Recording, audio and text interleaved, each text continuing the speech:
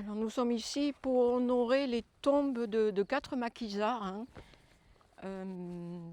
qui ont participé activement à la guerre et qui sont morts bien évidemment tragiquement. Et Monsieur Duluc, qui doit être ici présent, que je remercie énormément, avait trouvé l'histoire de Monsieur Donolato parce que depuis des années que nous venions au cimetière, nous n'avions absolument aucun renseignement sur l'histoire et la fin tragique de Marius Donolato. Et il nous manquait Pierre Peyrotte, et Monsieur Duluc a travaillé tout le long de l'année pour trouver des renseignements sur Pierre Peyrotte. Et je vais donc vous relater l'histoire et la fin tragique de ces 4 maquisards et résistants. Le 12 juillet 1944, Jean Guérin et Emmanuel Lasserre, maquisards du bataillon Mickey, accompagnent des aviateurs américains qui quittent le maquis afin de rentrer dans leur pays. Ils sont attendus à Meilhan, dans le Lot-et-Garonne. Hélas, les Allemands les attendent aussi, et au croisement de la tour d'Avance, près de Fargues-sur-Ourbise, une rafale automatique fauche Emmanuel Lasserre alors qu'il était en tête de convoi sur sa moto. Son passager parvint à s'enfuir dans les bois. Ensuite, les Allemands tirent une deuxième rafale sur la voiture que pilotait Jean Guérin, mais manquent leur cible.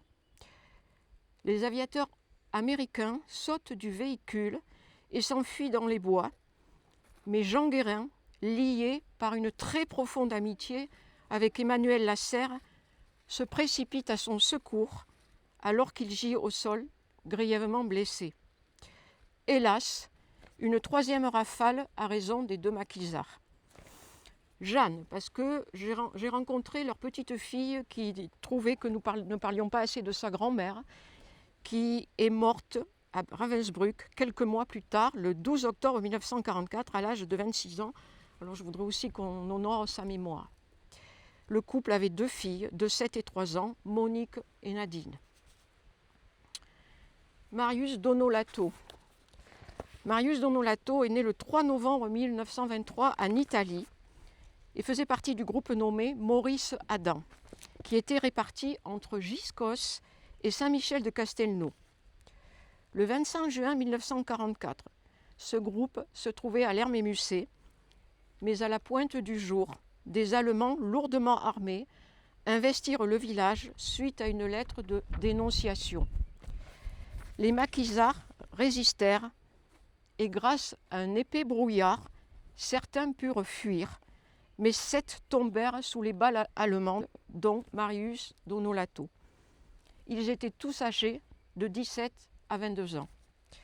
Pierre Peyrotte. Alors là, son histoire est un peu plus complexe, puisque les 3 autres résistants maquisards sont décédés sur notre territoire, mais lui, il a eu un parcours plus particulier. Le caporal Pierre Peyrotte est né le 16 février 1914 à Heuly et est mort à Henning-lès-Bouzonville en Moselle le 14 mai 1940 à l'âge de 26 ans. Son père est originaire de Thil à Marseille et sa mère de Romestin. Après un séjour à Cours-les-Bains, au lieu-dit La Rode, il habite à Grignols. Pierre Peyrotte s'engage dans la Légion étrangère au 11e régiment étranger infanterie le 19 octobre 1937. Au début de la guerre, il est affecté à la 5e compagnie groupe franc 2e bataillon dans la Moselle sur la ligne Maginot. En mai 1940, afin de fixer l'armée française en vue d'une diversion pour envahir la Belgique et le Luxembourg, les Allemands lancent l'opération Barenfang et le 14 mai à 4h10, les obusiers légers et lourds de l'artillerie allemande martèlent le poste avance de la côte 335 de la ligne Maginot. Après une heure de frappe, le poste tombe à l'ennemi et la Légion étrangère, dont le caporal Pierre Peyrotte, tente de reprendre le poste, mais l'ennemi est fortement installé. Ils sont pris sous un violent feu d'artillerie et doivent se replier. 23 Allemands trouvèrent la mort et 16 Français, dont le caporal Pierre Peyrotte. à la frontière, à Ningles-Bouzonville, son nom est mentionné avec tous les soldats morts. Il y a aussi une grande croix avec son nom et celui des deux autres légionnaires. Le caporal Pierre Peyrotte a eu une citation pour sa très belle conduite par le lieutenant Chevillotte et obtient la médaille militaire à titre posthume. Je remercie très sincèrement M. Duluc parce que le fait de connaître leur histoire nous donne encore plus d'émotion à cette cérémonie et à cet hommage qu'on leur rend aujourd'hui. Nous pouvons déposer la gerbe.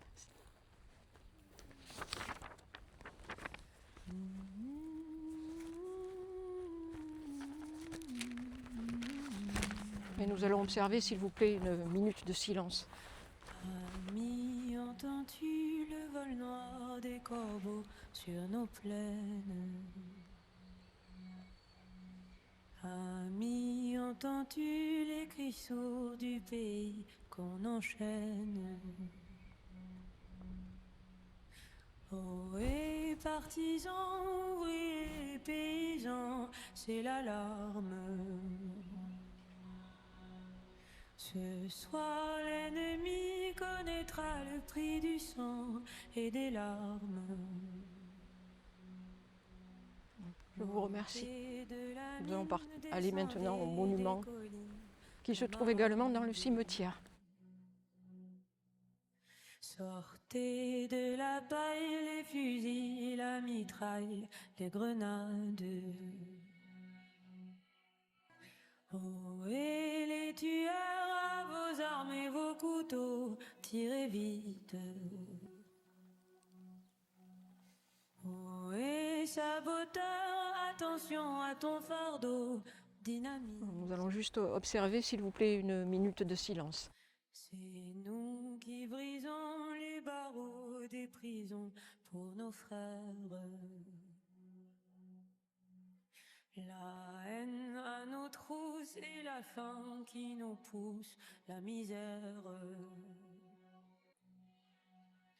Il y a des pays où les gens au creux des lits font des rêves.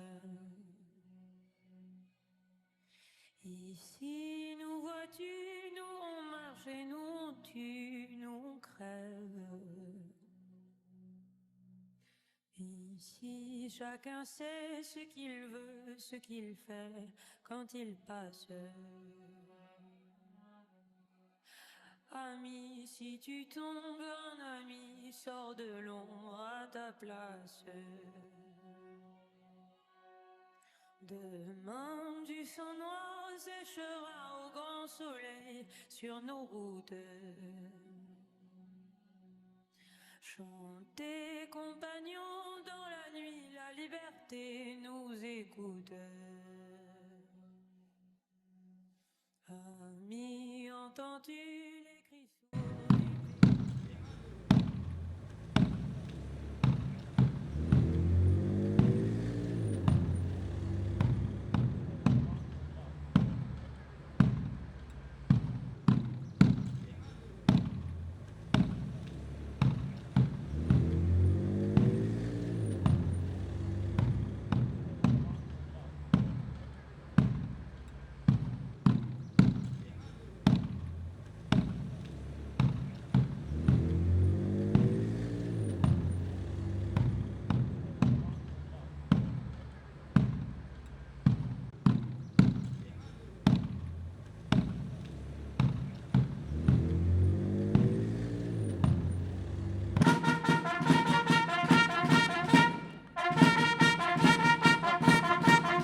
Merci.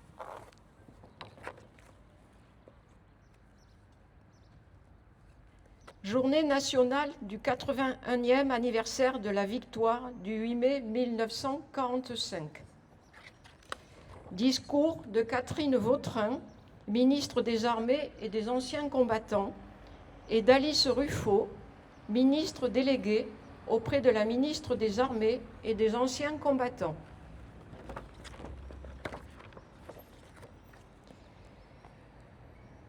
Il y a 81 ans, dans la nuit du 6 au 7 mai, à Reims, était signée la capitulation sans condition de l'Allemagne.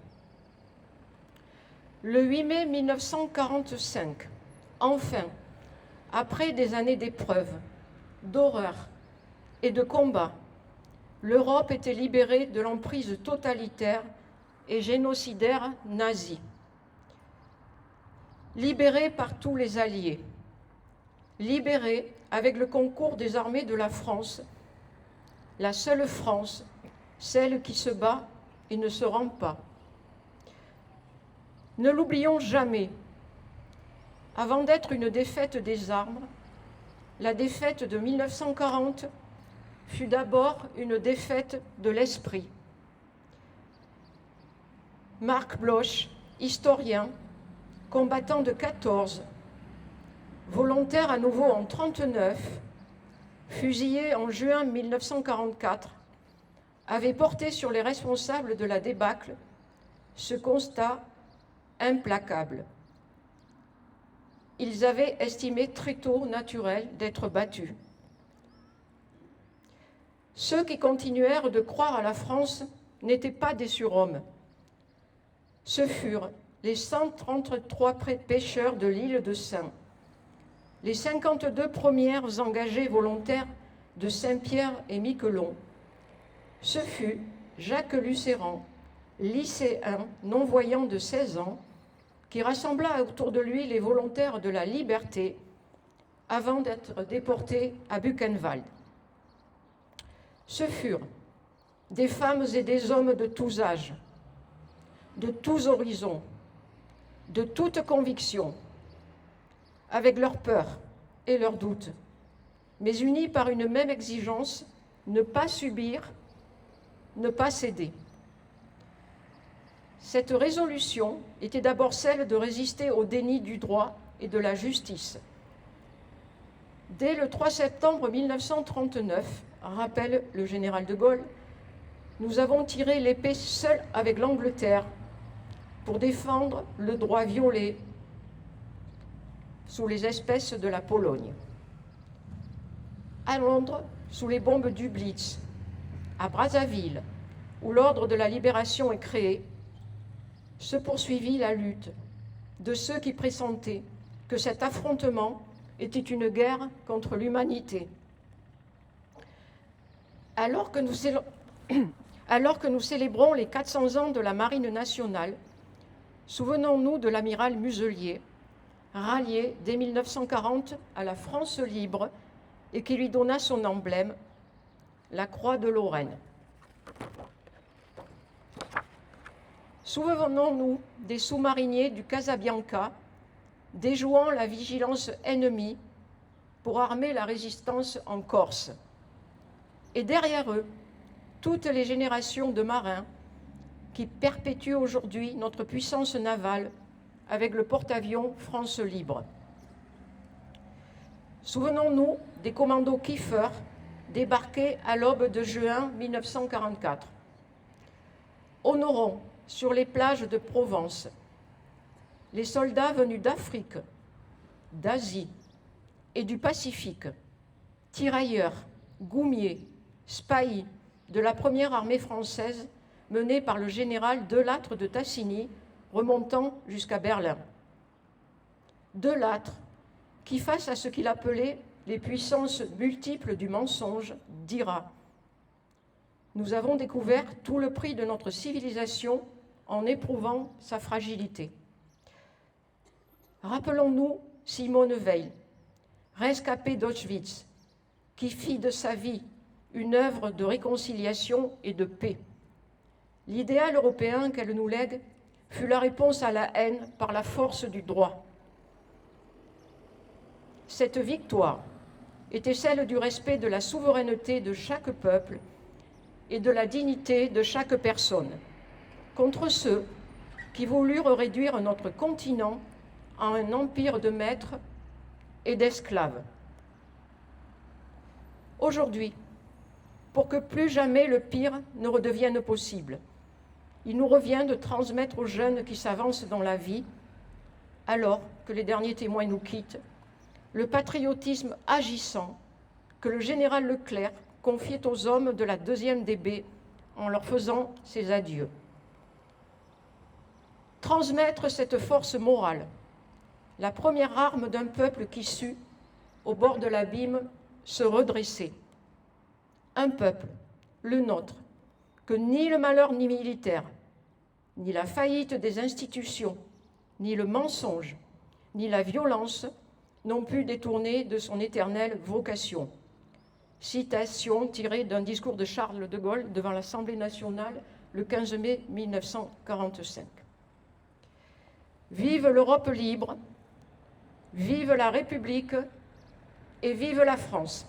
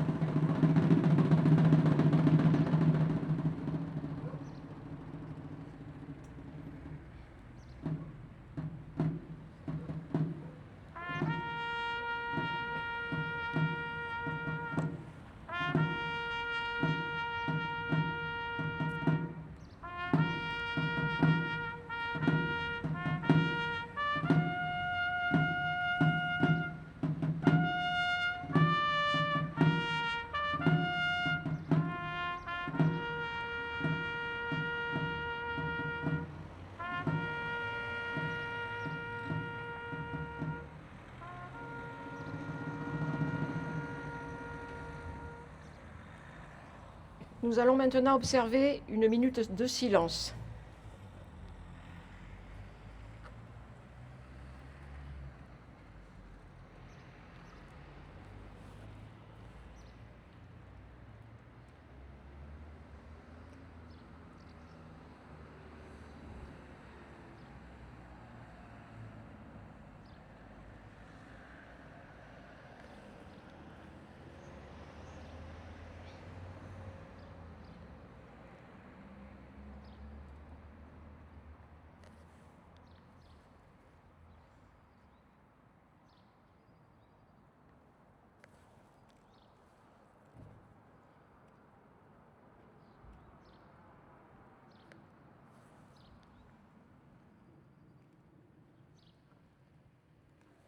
Je vous remercie.